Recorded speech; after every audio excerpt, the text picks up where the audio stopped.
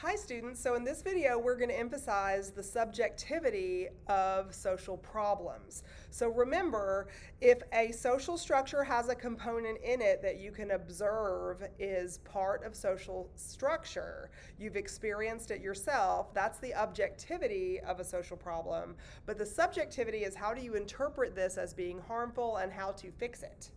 So we're going to look at a social institution called family and another social institution called marriage. These are social institutions because they're part of our social structure at the macro level, and they work together with other aspects of the social structure at the macro level. Family structure, for instance, I have examples here of a nuclear family versus an extended family.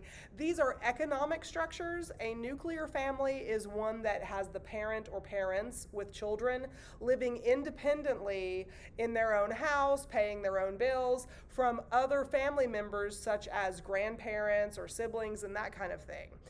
The nuclear family is the typical or historical pattern that people in the USA expect in our culture. It's the norm in our culture for people to want to grow up, get a job themselves, move out of the house, pay for their own bills. That has been historically a norm in our culture. When that individual has children, that individual or the spouse or the partner that individual has, they are usually the sole responsibility of those children. That's the pattern that family has taken historically in the USA, other places in the world too. However, an extended family unit is a pattern that you will find very often all over Europe, Central America. An extended family unit as an economic group would include parents and grandparents and children and siblings living together in the same household or on the same property generation after generation.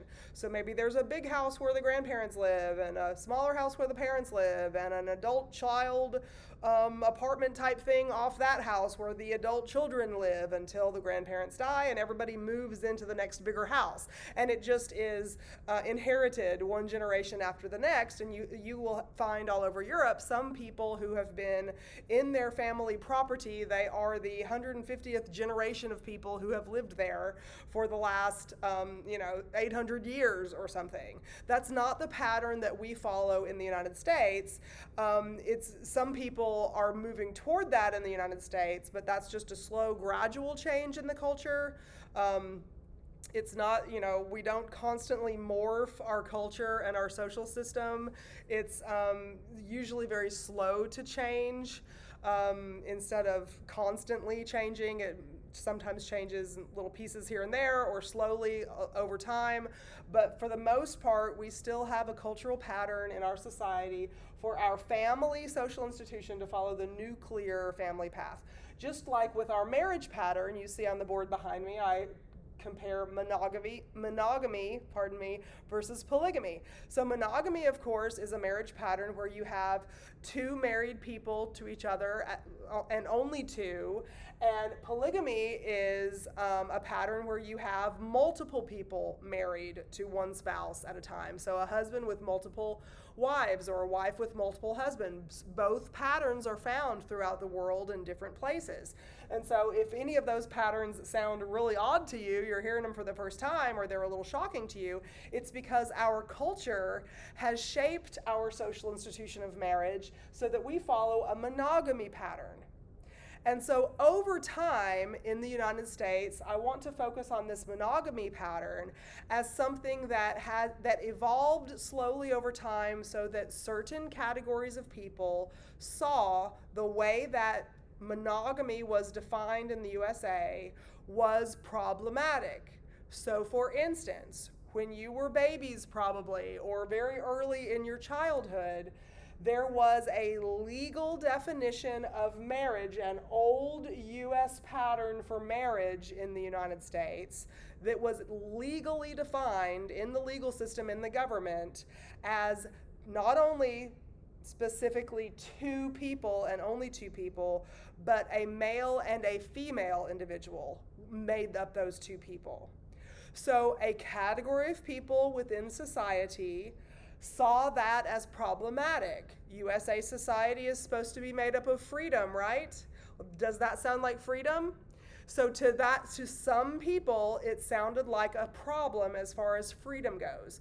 Other people did not agree, but enough people got together and decided that the typical or traditional or old historical definition of marriage in the USA was problematic because it was a civil rights issue and not everybody was having the same civil rights if you define marriage as between a man and a woman.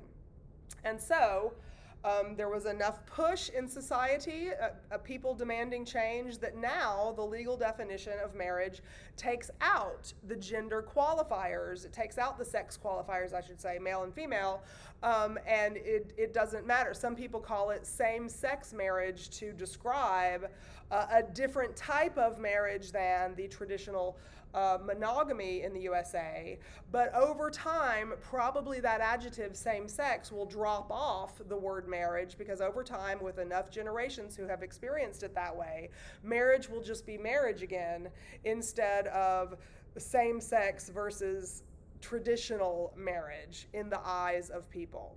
However, so there's a new pattern of monogamy, in other words. So it went from male and female to just spouses, two spouses, a gender neutral word like spouse. And so there are pushes in the USA now, like a baby step toward being able to change, for instance, the age of consent for a marriage or for sexual activity. It used to be, I think, 13 in Japan, for instance, but now they have increased it to 16. I think I'm right on that. Y'all can look that up. Recently, they've changed the age of consent for sexual activity from to a USA ear, it's a shockingly low age, at least it was for me, because my culture doesn't define 13 as old enough to participate in consensual sexual activity. But in Japan it was. I think it was 13, and they increased it to 16, I believe. But the age of how old you are when you're able to marry in the United States is 18 without your parents' consent. I think it's 16 with your parents' consent. We can look up all these things. That's the way that we can use AI in our class, right? We look up facts like this, but we don't allow it to think for us. So we can look up whether I'm right on these statistics or these ages that I'm recalling when I read these articles recently. But there is a push now to decrease that marriage age, especially removing the parental consent to marriage. Because again, if this is a free country, then we need to remove that sex barrier to monogamy, which has happened. And so there will be further modifications, further changes over time to our concept of marriage until probably all age restrictions are removed, and or polygamy is also legally allowed, because the argument was freedom and civil rights. And so if you would like the civil right to have multiple spouses simultaneously, then how does a free country prevent you from doing that? That is the fix that some people propose for the perceived problem of civil rights associated with marriage rules in our society. So, this is just one example of the subjectivity of a social problem. Perhaps this example is something that you don't see as problematic at all. And if you don't see it as an issue or anything that we should spend time trying to figure out a solution for, it's probably because you're not in the category of people that is harmed by having this structure or having this designed the way that it's currently designed. If you are not among that category of people that finds themselves oppressed or suppressed or harmed by this particular issue, it's probably not in the front of your mind to focus on it. But when you hear pushes in society about these things, it's usually from someone in a group. It's usually a collection of people, a category of people who do perceive this as harmful to their group, and therefore they want to fix it.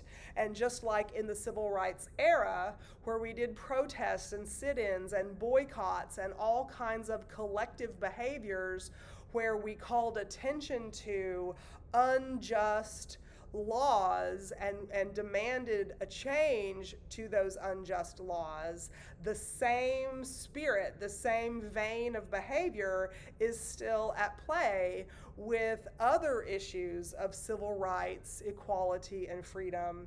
And these things are, even if they're not on your compass, even if they're not on your radar, that is, it doesn't mean that it is not perceived as a social problem by other people, because if you are of a category of people who doesn't see this as a social problem, that doesn't mean it doesn't exist as a social problem. So we have to keep that in mind, keep an open mind, and keep that in mind as sociologists. We're going to study a wide range of topics. I asked you in a previous lecture to look at the table of contents in our textbook so you can see all the vast array of topics we're going to cover. You might have seen some topics in the chapter list that you don't really agree with, just on face value that it's a social issue, a social problem to be addressed. And if you come from another culture other than U.S. culture, you might interpret some of these things very differently, and you have a different color lens to look at this with, and therefore you probably think of it differently than people who have a USA cultural background from birth or early adulthood. So we have some interesting things to talk about. I hope you found this explanation, this rundown, interesting. Please, if you're ready to write a reaction paper, you need to summarize as many parts of these notes as you possibly can so that you're prepared for the quiz. And text me with questions. I'll see you next week.